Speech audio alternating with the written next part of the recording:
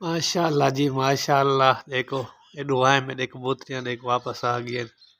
ये देखो सामने वजन थी माशाल्लाह। देखो चेक करो, एंट्री चेक करो लावण दी। ये देखो माशाल्लाह माशाल्लाह, क्या बात है, क्या बात है भाई, क्या बात है। ये देखो आहा माशाल्लाह माशाल्लाह। आओ जी, ये लै गए दो कबूतरियां।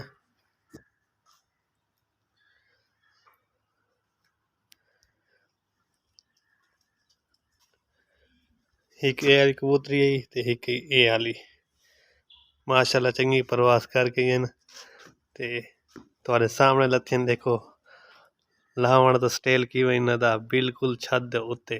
ओ बिल्कुल नहीं बस बंद थी कि लै गई है। देखो बै सारे कबूतर बैठन ते दाने खांदा ते ये भी आ गए उतू नक देख के।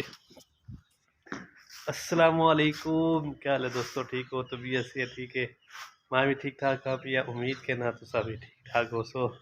ते अज दी वीडियो देखो कबूतर थोड़े सामने कबूतरी लथी है, दो कबूतर लथन मेरिया इंशाल्लाह चंगी परवाज करें पियां क्योंकि पहले इन्हें मैं उड़ेना कौन भी हूँ रेगुलर ही मैं एक दीवार छोड़ के तो एक दीवार इन्हें उड़ेना तो परवाज इन्हों की अच्छी थी आँदी है। मतलब कि 2 घंटे 3 घंटे 4 घंटे ला के आ भी नहीं सही परवाज है।